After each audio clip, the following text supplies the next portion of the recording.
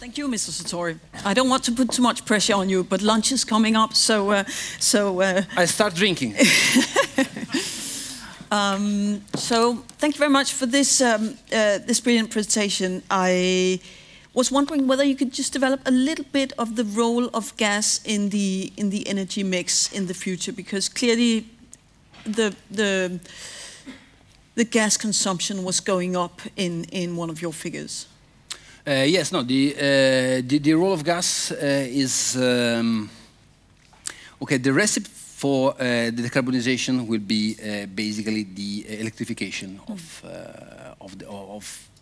the majority of a good part of the economic sectors, but it's not going to be very straightforward to make it in all the sectors. For instance, in the electricity domain, if some breakthrough technologies like as I was saying, batteries and smart grids will be developed, we can expect, for instance, renewables to penetrate much more, even though I don't think that in the foreseeable period the role of gas can be completely neglected. While there are some other important sectors, like for instance industry, but also the heating system, where gas still account for heating and cooling system, where gas still account for 50% of the total consumption. I think that there is the possibility for there will be the need for more and for the role of gas to be almost stable. Mm-hmm. Declining, but not as expected by some figures. But generally speaking, will there be an increasing consumption of energy in Europe towards 2040, or a decreasing consumption? No. It was mentioned before. One of the key factors and one of the key policies in order to reduce CO2 emission is also the question of energy efficiency. Mm. So, in order to have 1 unit of GDP, you have to be able to reduce the energy input you'll put to create it. So the consumption is expected to slightly decline. Mm-hmm. More than the decline in the consumption, what is fundamental is to decline the carbon intensity of this decline. So while the decline will be quite shallow in the consumption, what we expect is that CO2 emission to be much more rapid and much more important in order to achieve the objectives. Mm-hmm. Okay, so you mentioned the Tusk vision of 2014. Do you think that it will come true at some point, and is it still an objective of the European Union to curb the influence of Russian energy? I think that the idea of having a single buyer for Russian gas was not acceptable by industry, but also by the most basic European Commission rules. So having a single body buying gas from Russia was unacceptable. Nonsense. But it was something that prompted all this stuff, all the energy union, all this initiative, and so was it with the letter, and the proposal was very important. I think that Russia can represent a problem only if the development of internal market is not achieved.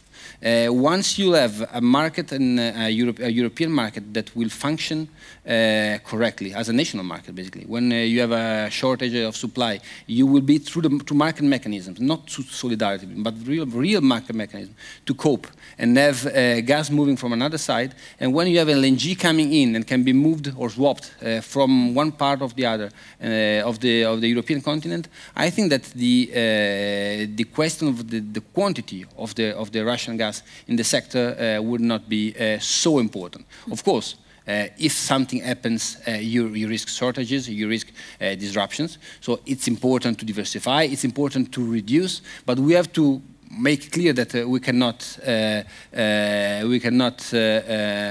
live without Russian gas. So it's better if it's 25% rather than 25%, but it's just economy. It's better to have a provider in any kind of sector, to have a provider which does not control it, which has not market power in one of your key sectors. Good, Mr. Sartori. Let's see if there is a question or two from the floor. Yeah, Agnia.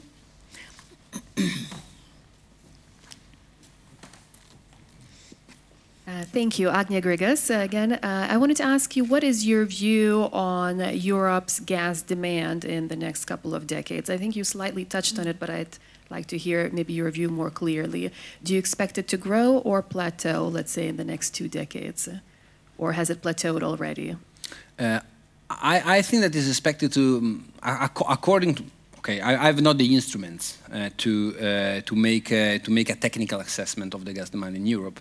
I think that the sources you trust or the sources you follow, of course, they're different forecasts. Yeah, I think that it is the objective of the Commission to have a sort of slight decrease in the gas demand, which is of course complemented by increasing penetration of renewables. In certain scenarios of the European Commission, the penetration of renewables will be 83% in the total electricity sector, which is a huge number, which requires a lot of investment in storage and in smart in infrastructure and in smart infrastructure. So I think that a slight decline, which will be covered by necessarily by foreign supplies, and again the question is not becoming too reliant on a single or a limited number of suppliers, but try to diversify as much as we can. And here, apart from the Caspian and apart from the EastMed, which are relevant spots, but not necessarily huge bases, the fundamental role will be played by LNG. And so by a market that can accommodate LNG and move LNG, the LNG coming into the system through the market. Mm-hmm. There was a question just behind. Yeah, go ahead. Thank you. My name is Erling Kvatshammer with the Norwegian Oil and Gas Association. The EU has quite some ambitions on the use of gas, or the reductions that you have shown. At the same time, the Commission is now writing on the 2050 strategy, the mid-century strategy, and I just heard from Commissioner Cañete himself that gas is not going to play a big part of the mid-century strategy. Tomorrow, the European Parliament is likely to vote on their resolution for COP24, and they're likely to say that they do not want CCS to be a part of European politics anymore. So with those ambitions and with the kind of statements that we hear or likely decisions that are going to be made by EU politicians, what do you think is the likelihood or the possibility for Europe, for EU, to actually meet these ambitions that they're having with political statements like, or political movements or directions that we hear at the same time? Yeah. Did you get my question? Yeah, I get it. No, but it's not easy to answer. It's not easy at all, because you also have the Commission that set the targets, but at the end of the day, these targets have to be reached by national governments, by national policies, because each nation has its own policy, and it's not certain. And even the enforcement tools in the hands of the European Commission to secure that the member states are fully compliant with the targets are not so strong. And this is why I was criticizing a little bit the concept of the energy union itself. At the end, the enforcement power of the Commission is not so strong if a member state does not comply with the targets. The possibility to reach them is tough, and I think that in the current situation, so if we consider the costs, for instance, of renewables, if you consider the technological development of certain measures, like batteries and smart grids. If we consider the development of demand response services and also the penetration of energy efficiency measures, I think that reaching these objectives is quite difficult and remains a very ambitious goal. I think that, and this is my last word, but this is needed because I'm aware, I'm talking in front of the oil and gas community in Denmark, and I fully recognize in particular the transition role of gas as a fuel for for accompanying the expansion of renewables, but what the last report of the UNFCCC and in general what is the situation around the globe in terms of catastrophic events shows that something has to be done.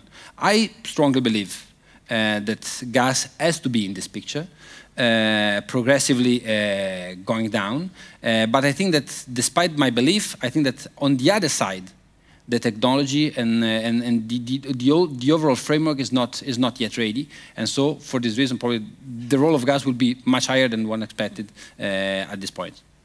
Okay, there's still a lot to do, Mr. Sartori. Thank you very much for joining us. You're welcome.